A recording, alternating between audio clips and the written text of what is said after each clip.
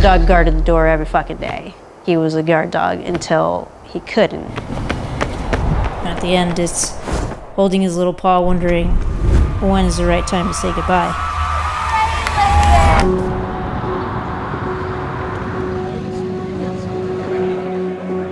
Shoes. 1, 2, left, right. Get in there, Ryan. Come on. Everybody knows your name. Love you. Good luck.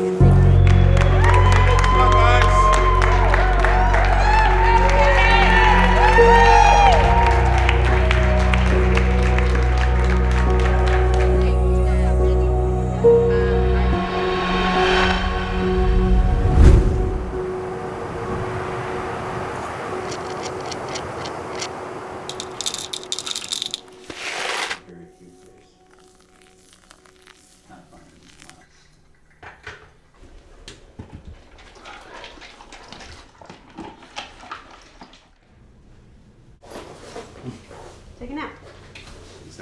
Hey, boss, you get part 2 again.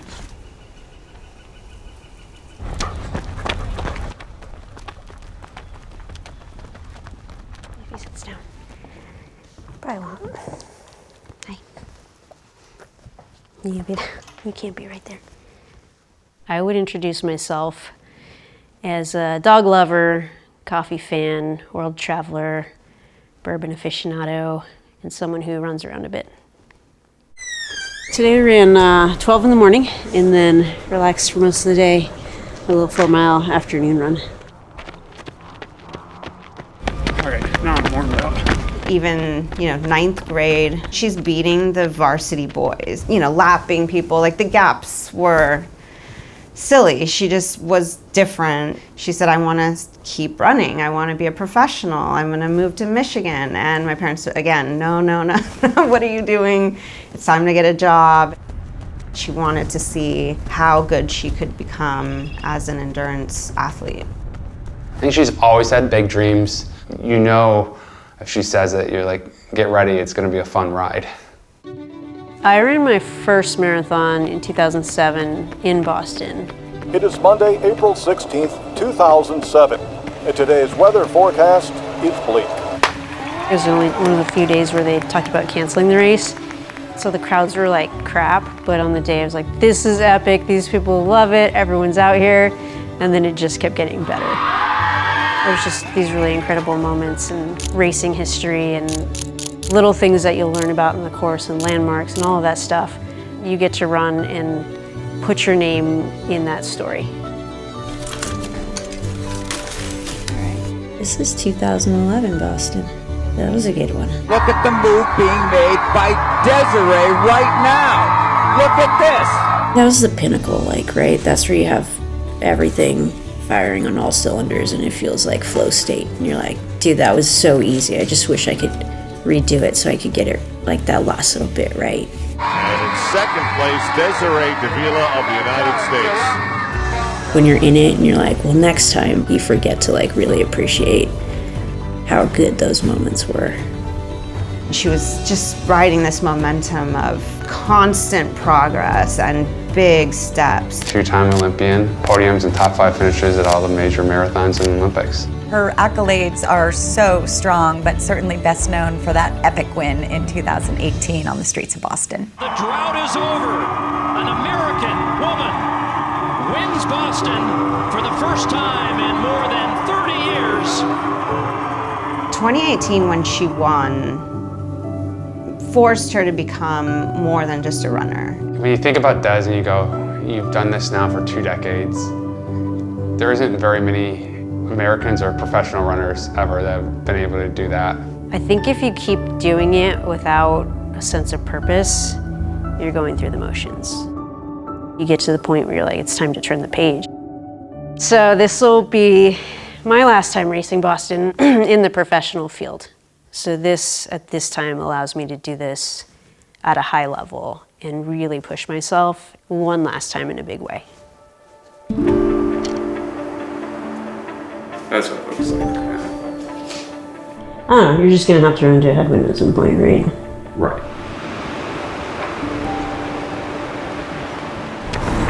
We're going 2 straight out by the 3rd set, that'll be fine. fools you though, because you come around the corner and you're like, it's actually pretty warm. Today we'll do, I hate to commit this early, but the game plan's 5x2. I'll probably do 4 and then talk myself into 5.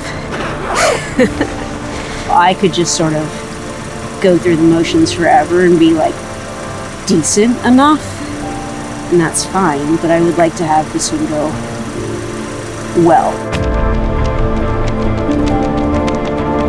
I think of Jake Riley, who made the Olympic team in 2020, and his whole mentality was like, no more next times. And when you have that sense of urgency, you're just willing to do more, do it better, care more, and I feel that.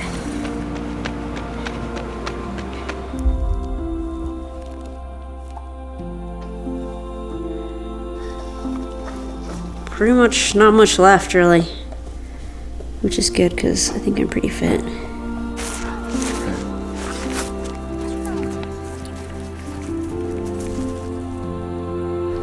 Don't bite his face. Yeah, get him, boss. Get him. Tell him no. I am a professional marathoner because I love competition. I like finding out how good I can be. Our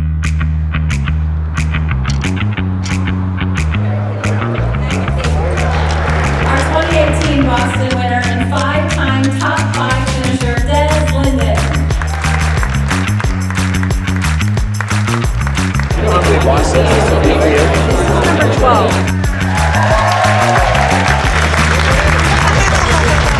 Training's going really well, and I just want to put everything into this one.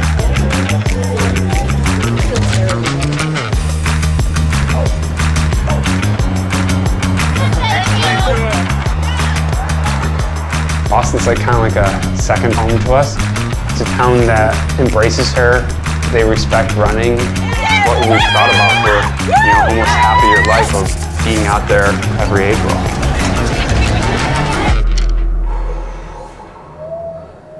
Nice. True love is blind. Nice. True. Just, you never know. The dollars could come.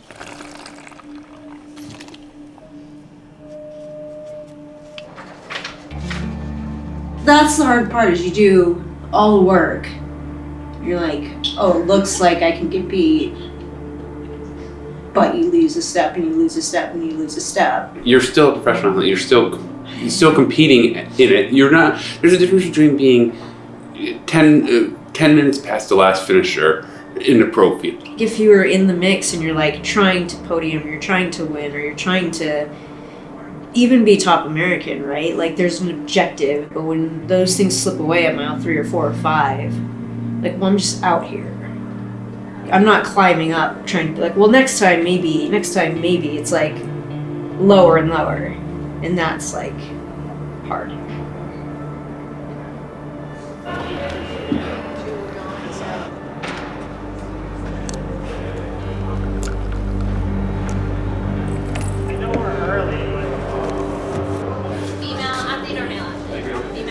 Perfect.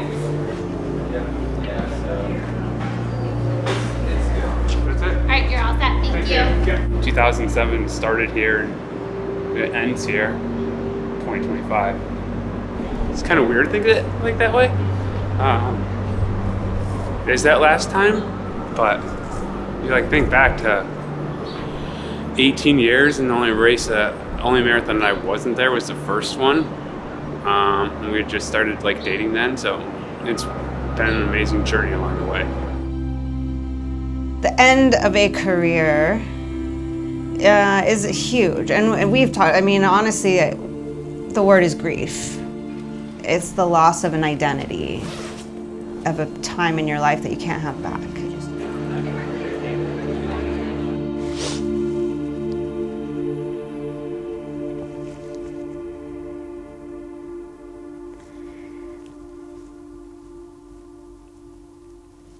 I think, like, I feel really ready, you know, and that's hard. There's nothing else to achieve, but I love it, and it'll be different.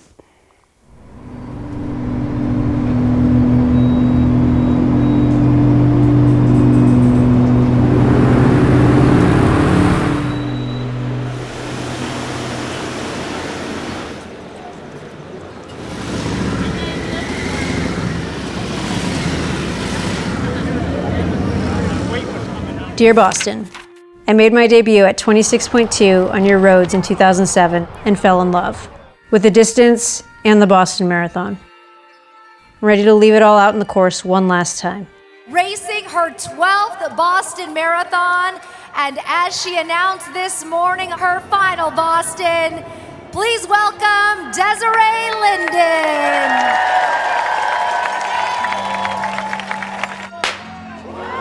And there they go. 2025 Professional Women's Division is heading east. There was a move really, really early, almost mile 3, and one of the East Africans went to the front and was like, all right, it's time to get to business, this is too slow. And I made the decision to go with it. And that was the first kind of statement of like, I'm not just here to do a victory lap, like I'm here to run well, I want to stay connected.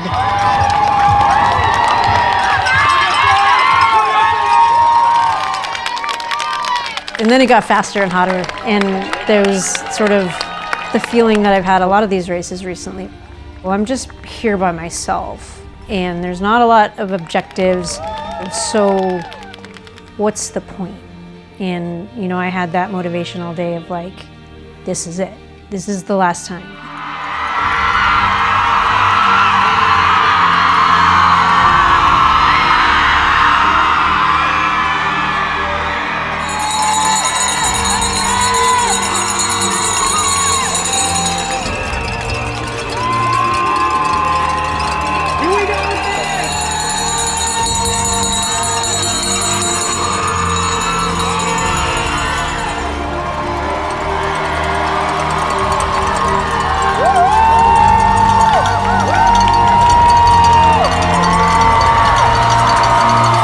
Strides of her competitive career running in Boston.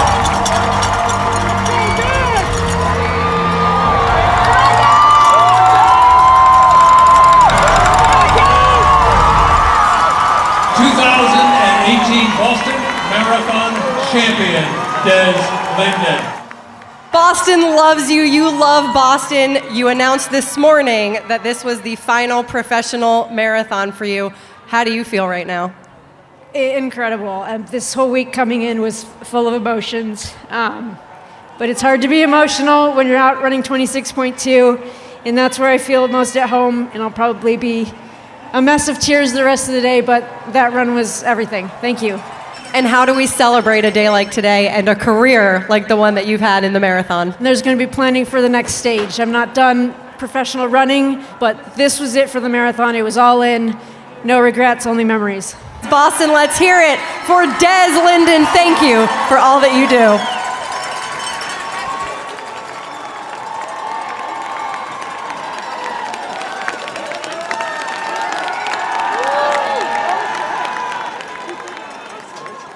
To the city and the Boston Marathon, I would just say thank you. You changed the trajectory of my life, and that is very powerful. I'm happy I was able to give something back.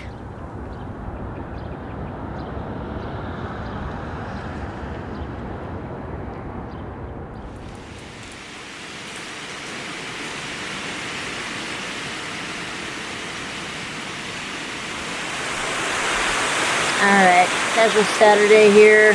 We're out in Charlevoix, taking the dogs for a swim.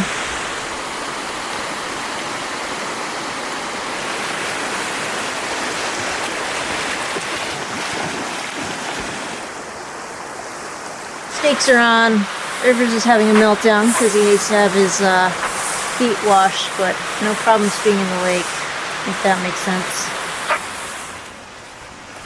I think I've defined myself as a professional runner, and I think that's the thing that we all try to avoid at the end.